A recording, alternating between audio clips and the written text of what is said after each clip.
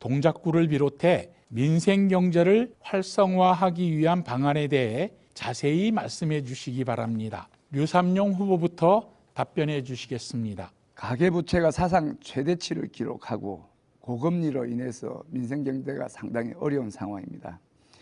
국민이 체감할 수 있는 대책이 마련돼야 됩니다. 이를 위해서는 가계 원리금 상환 부담을 줄여야 합니다. 취약 차주를 두텁게 보호해야 합니다. 소상공인 자영업자의 고금리 피해 회복 지원을 확대해야 합니다. 가계대출금 원리 상환 부담을 완화하기 위해서는 금융 소비자에게 부당하게 증가하고 있는 항목을 제외해서 가계대출 금리를 인하해야 합니다. 취약 차주를 두텁게 보호하기 위해서는 채무자 중심의 보호 체계를 구축해야 합니다. 소상공인, 자영업자의 고금리 피해 회복 지원을 위해서는 금리 부담과 경영 부담을 완화하고 매출 정대까지 이어질 수 있도록 종합적 지원이 필요합니다. 정부의 부자 감세 때문에 근로자들의 부담이 크고 있습니다. 이런 부담, 근로자들이 세부담이 늘어나는 것을 줄여서 월급쟁이들이 행복한 사회를 만들어야 됩니다. 민주당에서는 전 국민 1인당 25만 원, 가계 4인 가족 기준 100만 원을 지역 화폐로 이렇게 지급을 해서 지역의 경제가 활성화될 수 있는 방안을 준비하고 있습니다. 이상입니다. 네, 이어서 나경원 후보 1분 30초 이내로 답변 부탁드립니다. 요새 물가가 너무 올라서 정말 죄송하다는 말씀 먼저 드리겠습니다. 사실 이제 명함을 돌리려고 가게에 들어가면요, 또 식당에 들어가면 손님이 한 분도 없으시면 정말 마음이 아픕니다. 사실 지금 이제 물가는 특히 이제 이 계절 과일 채소를 중심으로 해서 굉장히 많이 올랐는데요.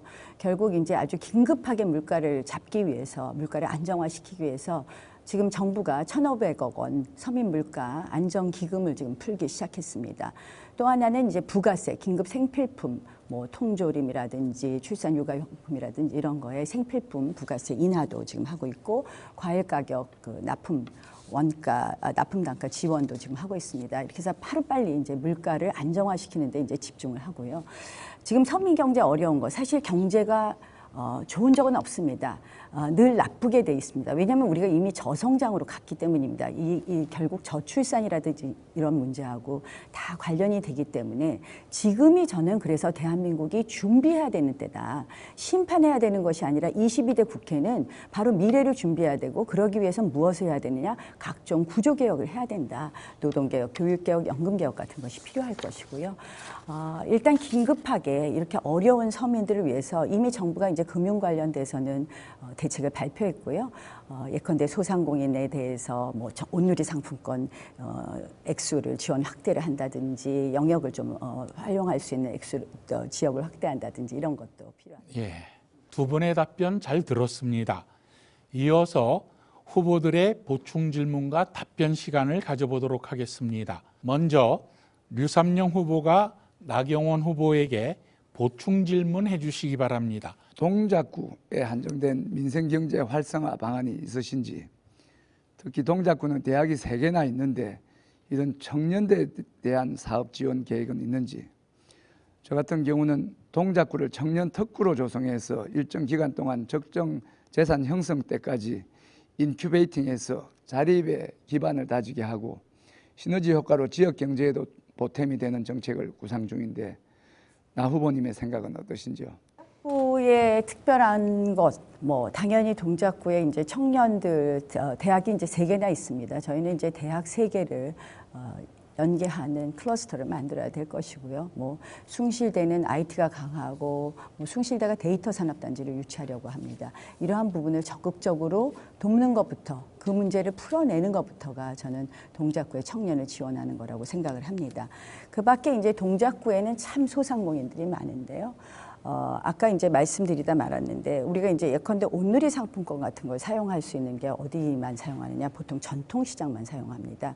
그래서 사실은 이 사용할 수 있는 뭐 지원 사용하는 액수도 늘려야 되겠지만 온누리 상품권을 사용할 수 있는 곳을 단순히 전통시장뿐만 아니라 골목 상권까지 확대된다면 우리는 사실 뭐 남성형 골목시장이라든지 남성시장이라든지 인근에 상당한 골목 상권이 있거든요. 이러한 부분이 소상공인들을 갖다 지원할 수 있는 그런 아주 좋은 구조라고 생각을 합니다. 그래서 일단 우리 전통시장, 그러니까 저희 소상공인들을 지원해 주는 것은 그런 것 또는 뭐 주차장을 지는 확대하겠다라는 공약도 했는데 이런 주차장을 갖다 확대함으로써 실질적으로 시장을 좀 더 많이 이용하게 한다든지 이러한 부분도 동작구를 위한 것이라고 생각을 합니다. 청년 특구 말씀하셨는데 여러 가지 좋은 계획을 말씀하시지만 과연 그 특구가 법적 개념으로 가져가신다는 건지 어떻게 하시겠다는지 제가 구체성을 좀 알고 싶은데요. 예. 이어서 나경원 후보가 류삼영 후보에게 보충 질문해 주시기 바랍니다. 그 류삼영 후보가 이제 아까 부자 감세 이야기를 하셨어요. 그 민주당이 늘 얘기하는 부자 감세 이제 대표적인 것이 바로 이제 종부세 같은 걸 부자 감세라고 하는데요. 류삼영 후보는 보니까 부산 사시면서 용산 한남동에 아파트를 구입해서 8억에 사셨는데 지금 한 시가 23억 정도 하던데요. 종부세 분명히 내셨을 것 같은데요. 동작구는 사실 종부세가 문재인 정부 동안에 724배 종부세 내는 가구 수가 증가했습니다. 이 종부세 다시 올리실 겁니까? 종부세를 올리는 것은 적절하지 않다고 먼저 말씀드리고 지금 부자 감세 때문에 근로소득세를 더 많이 내는 그래서 부자들의 법인세나 종부세, 상속세 등 부자들의 세부담을 줄이는 것 때문에 세수 결손이 일어났고 그로 인해서 근로자들의 근로소득세가 올라서 지금 서민들의 증세가 지금 됐다는 걸 지적한 것이고요. 제 부동산에 대해서 말씀드리니까 나 후보의 부동산에 대해서도 제가 한번 말씀을 드리겠습니다. 나 후보께서는 신당동 건물을 짧은 기간 소유하고 단기 매매를 통해서 5억을 하고 또 다른 건물을 사고 팔므로써 십수억 원의 차익을 얻은 것도 알고 있고 대장동 땅도 배우자께서 소유하고 있는 것으로 알고 있는데 그런 부분에 대해서 어떤 영문인지 한번 알려주시기를 바랍니다. 예. 두 번째 질문으로 넘어가겠습니다.